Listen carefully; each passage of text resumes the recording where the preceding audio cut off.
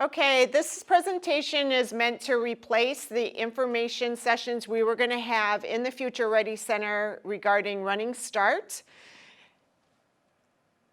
So the first thing that you need to know if you're interested in pursuing Running Start are the eligibility requirements. And so these are them. You have to be a junior status eligible, provide your own transportation, and then there are fees associated with participating in Running Start. Some of the benefits include that you get to earn dual credit. You get to create your own schedule based on the college schedule and then your personal. And then I think one of the things the students like is that they're taking 3 classes at a time.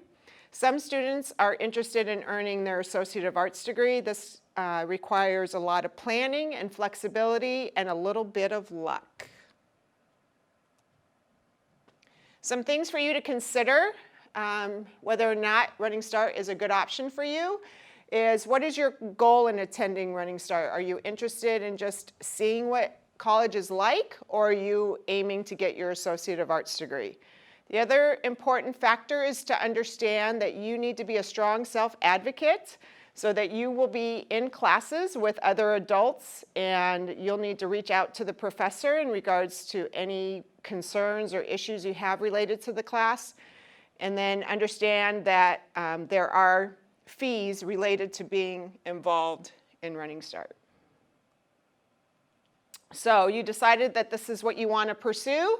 So now what? So go ahead and click on this link. And if you need to, you can just do a search, because clearly through video you can't click on it, can you? So you're going to do a Google search for Running Start, and then Green River will tell you all of the requirements they have related to getting started. And then we have some other components that are expected. One is the Tahoma High School Running Start Agreement, which is found on the counseling page. And then you will send this to your school counselor along with your qualifying test scores. And this is what the Running Start Agreement looks like.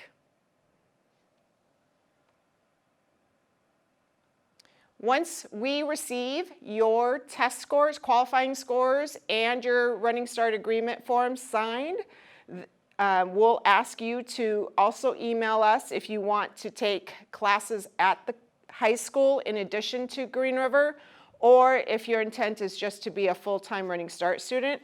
And then that helps us, that information allows us to complete this enrollment verification form. Then we will email it back to you, and you and your parent sign it and submit this along with your test scores to the Green River Running Start office. So once we complete the enrollment verification form, we drop your requests in Skyward, and we list in either part-time or full-time Running Start in their place. Green River will ask you to complete an orientation, and then they'll online, and then they'll invite you to an in-person orientation and registration.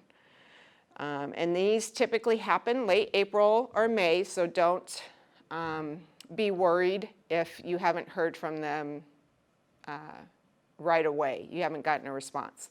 The other thing that we want to make sure you understand is that Green River has no responsibility to get you into classes you need for graduation, whereas at the high school, we would never say a class is full that you need for graduation, so that's just another factor to consider.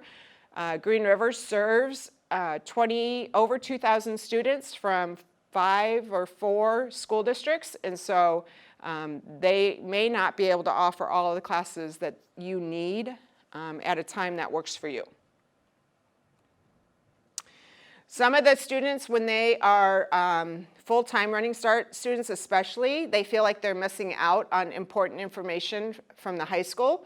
And so we're asking you to join the appropriate Remind group so that you get information communicated to you as different events and happenings come up at the high school. And that's all we have to say right now. So if you have any questions, please reach out to your school counselor and email them, and we'll be happy to respond and let you know your next steps or answer your questions. Thank you.